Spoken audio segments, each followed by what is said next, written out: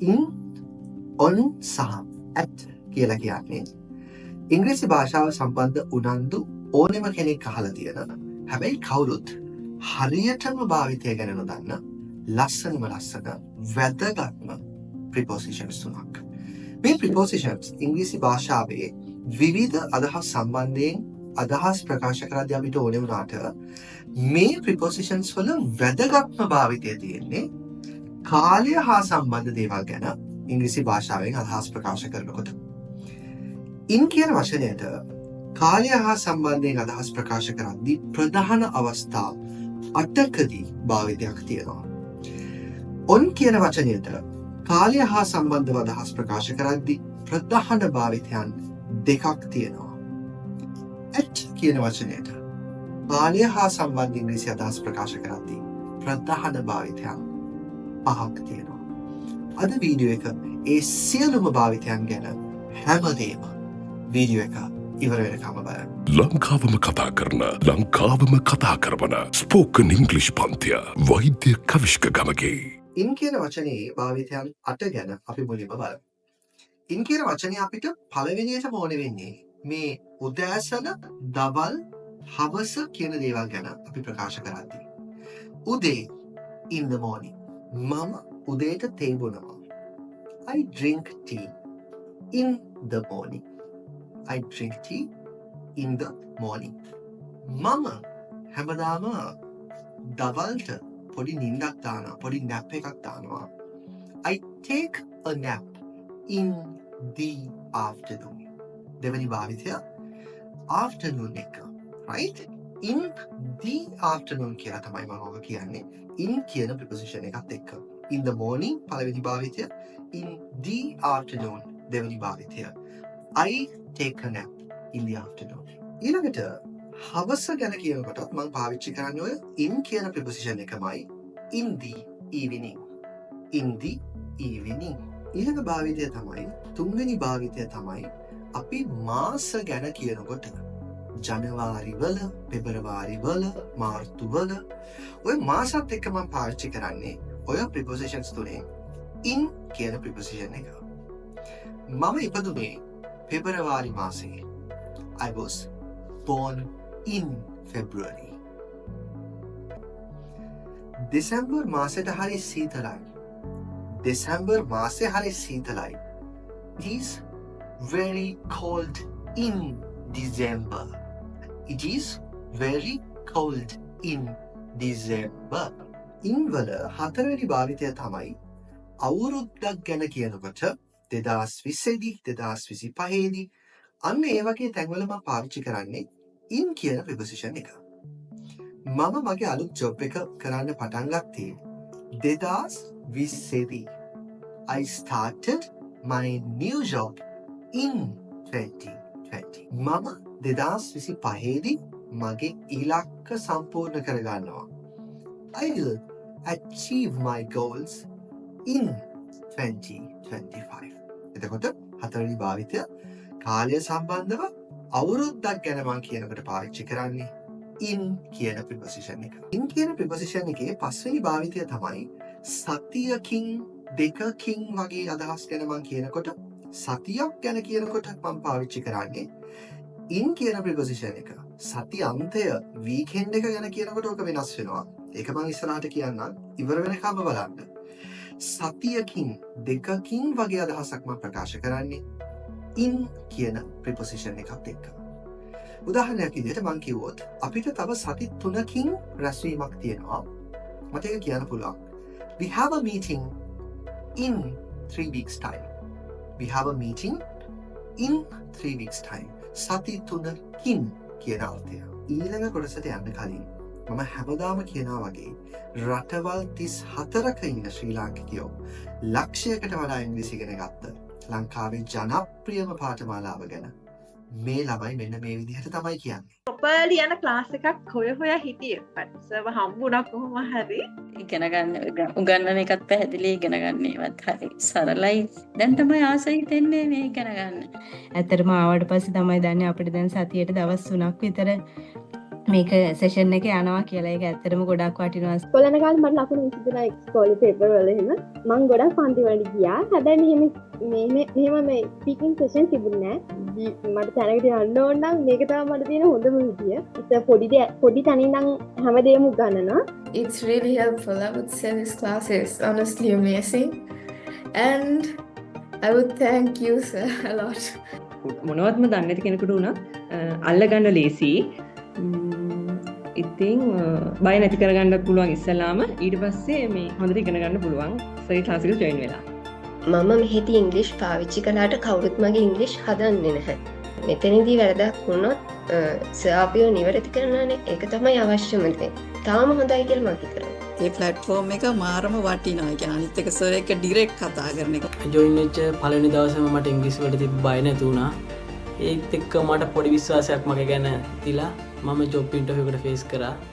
Face කළේ interview එක මම පාස් වෙනවා. right. ඊළඟට ඉන් සම්බන්ධ වෙන 6 වෙනි භාවිතය තමයි අපි seasons ගැන එහෙම නැත්නම් ඍතු ගැන right winter summer ඔය වගේ දේවල් ගැන ඍතු ගැන කරන ප්‍රකාශවලදී seasons වලට කලින් අපි දාන්නේ in කියන preposition එක. මම winter එකේදී coat එකක් දානවා. I wear a coat in winter. right? අපි summer එකේදී beach එකට යනවා. We go to the beach in summer. right? එතකොට 6 වෙනි භාවිතය තමයි ඍතු එහෙම නැත්නම් seasons ගැන කියනකොට මම පාවිච්චි කරන්නේ on කියන preposition එක නෙවෙයි in කියන preposition එක. in වල 7 වෙනි භාවිතය තමයි අපි දශක ගැන 60 දශකය 70 දශකය 80 දශකය decades ගැන ඔය දශක ගැන අපි කතා කරනකොට ඉංග්‍රීසි වලදී පාවිච්චි කරන්නේ මේ in කියන preposition එක. in 60s in 70s right? අනේ වගේ in 60s in 70s. එතකොට 60 දශකයේදී in 60s 70 දශකයේදී in 70s 70 දශකයේදී විශාල ජනප්‍රිය චිත්‍රපට ගණනාවක් රිලීස් වුණා. මට කියන්න පුළුවන් many famous movies were released in the 70s. 70 දශකයේදී ඒකත් එක්ක මම පාවිච්චි කරන්නේ in කියන preposition එක. in කාලය හා සම්බන්ධව පාවිච්චි කරන අන්තිම භාවිතය. මේක එච්චර common භාවිතයක් නෙවෙයි. හැබැයි අපි ශත වර්ෂ ගැන කියනකොට centuries ගැන කියනකොට මම පාවිච්චි කරන්නේ in කියන preposition එක. right? උදාහරණයක් විදිහට 20 වෙනි සත වර්ෂයේදී අලුත් නිපැයුම් ගණනාවක් හොයාගත්තා. මට කියන්න පුළුවන් many great inventions were made in the 20th century. දෙවැනි preposition එක at කියන preposition එක. මේක ගොඩ දෙනෙක් පටල ගන්න preposition එකක්. ප්‍රධාන භාවිතයන් 5ක් මේකට තියෙනවා කාලය හා සම්බන්ධව ප්‍රකාශ කරද්දී. පළවෙනි එක ගොඩ දෙනෙක් වරද්ද ගන්න පටල ගන්න එකක්. උදේ in the morning, දවල් in the afternoon, හවස in the evening, රාත්‍රිය රැට මම කියන්නේ in night නෙවෙයි at night. ඒක තමයි නිවැරදි භාවිතය. රැට මම පාවිච්චි කරන්නේ at night කියන preposition එක. උදේ දවල් හවස කියන තුනම මම භාවිතා කරන්නේ in කියන preposition එකත් එක්ක. හැබැයි රාත්‍රිය කියන එක මම කියන්නේ at කියන preposition එක පාවිච්චි කරලා. මම කැමති රැට පොතක් කියවන්න. I like to read a book at night. I like to read a book at night. at එකේ දෙවෙනි භාවිතය තමයි මම වෙලාවක් ගැන කියනකොට පාවිච්චි කරන්නේ. වෙලාවක් ගැන සඳහන් කරනකොට පාවිච්චි කරන්නේ at කියන preposition එක. මම ඔයාට දෙකට කෝල් කරන්නම්. අද call you at 2 p.m. අද call you at 2 p.m. at වල තුන්වෙනි භාවිතය මේක මේ වීඩියෝ එක බලන ඔයා ගොඩක් වෙලාවට දැනටත් වැරදියට පාවිච්චි කරන එකක්. සති අන්තයේදී weekend කියන වචනයත් එක්ක මම පාවිච්චි කරන්නේ in කියන preposition එක නෙවෙයි at කියන preposition එක. Right? At the weekend. අපි කැමති සතියන්තයට රෑ කෑම සඳහා එළියට යන්න. We like to go out for dinner at the weekend. එතකොට අන්න ඒ විදිහට weekend සතියන්තයේදී කියද්දී මම ඉංග්‍රීසි වලින් පාවිච්චි කරන්නේ at කියන preposition එක. හැබැයි ඔක චූටි තැනකදී වෙනස් වෙන්න පුළුවන්. ඒක වෙන්නේ මෙන්න මේ regional preference එක නිසා. ඒ කියන්නේ British American English වලදී ඕක වෙනස් වෙනවා මෙන්න මේ විදිහට. British English වලදී අපි බොහෝ විට පාවිච්චි කරන්නේ at the weekend කියන භාවිතය. හැබැයි American English වලදී සමහර වෙලාවට ඔයගොල්ලන්ට ඇහිලා ඇති on the weekend කියන භාවිතය පාවිච්චි කරනවා. ඒකට මේ දෙකම භාවිතයේ තියෙනවා regional preference එකක්. එහෙම නැත්නම් තැනත් එක්ක ඕක ප්‍රදේශයත් එක්ක වෙනස් වෙන එකක් තමයි තියෙන්නේ. හැබැයි මේ අවස්ථා දෙකේදීම in the weekend කියන එක පාවිච්චි වෙන්නේ නැහැ. ඒක ඊටාම වැරදි භාවිතයක්.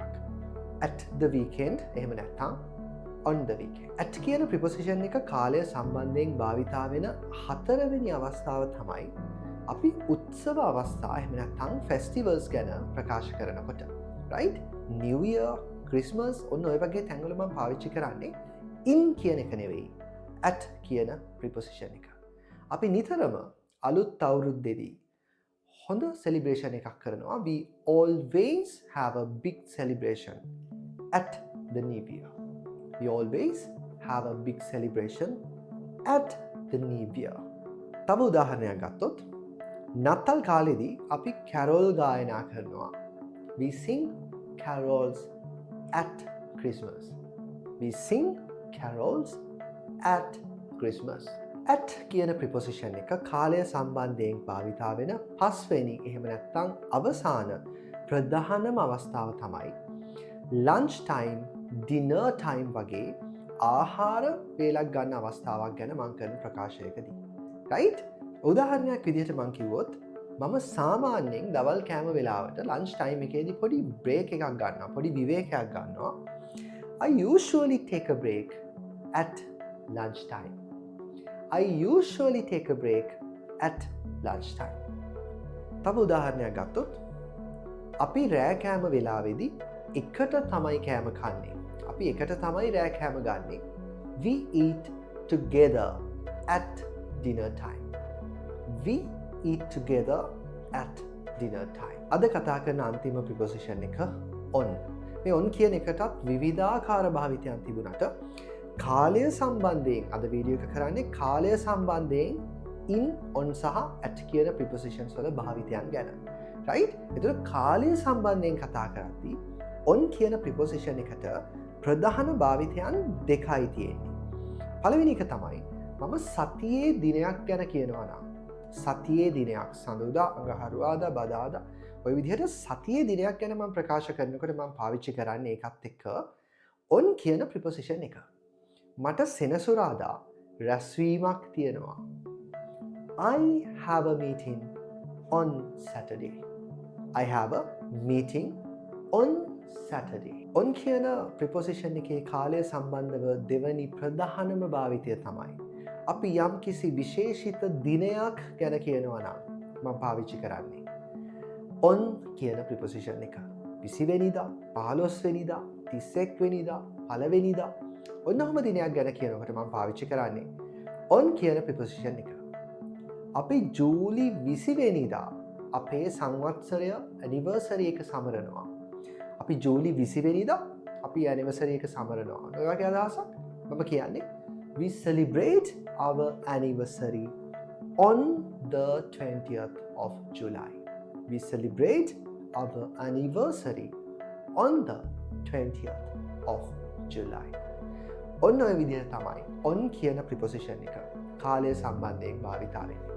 ඒතර මේවා අද අපි කතා කරපු වීඩියෝ එක in on at කියන prepositions හරියට පැටලෙන තැන් ටිකක්, right? එතකොට මේක ඔක්කොම එක තැනකින් මේ සියලුම දේවල් කතා කරපු වීඩියෝ එකක් හොඳට මතකේ තියාගන්න. ඒතර මේවා සාමාන්‍ය ඉංග්‍රීසි භාවිතයේදී එදිනෙදා අපි යම් කිසි චූටි දෙයක් ගැන කතා කරත් නිතරම ඕනේ වෙන භාවිතයක්. එතකොට අපි අද කතා කරා in on සහ at කියන prepositions වල කාලය සම්බන්ධ ප්‍රධානම භාවිතයන් ටිකක්. in වලට භාවිතයන් 8ක්, at වලට භාවිතයන් 5ක් සහ on වලට ප්‍රධාන භාවිතයන් 2ක්. මේ ටික හොඳට මතක තියාගන්න. මේකෙන් ලස්සන collection එකක් හදලා ඔයා ළඟ තියාගන්න. සීට් එකක් බුක් කරගන්න පොරකන ස්පෝකන් ඉංග්ලිෂ් ක්ලාස් එකේ ඔයාගේ සීට් එක වෙන් කරගන්න මේ පෙන්වන නාමයකට WhatsApp message එකක් දාන්න. තව මේ වගේ ඔයගොල්ලන්ට දැනගන්න අවශ්‍යම දේවල් ඉංග්‍රීසි භාෂාව සම්බන්ධයෙන් තියෙනවා නම් පළයහින් කමෙන්ට් එකක් දාන්න. වීඩියෝ එකක් ඒ ගැන කරන්න. ඉක්මනටම ආයෙ හම්බෙමු. Thank you.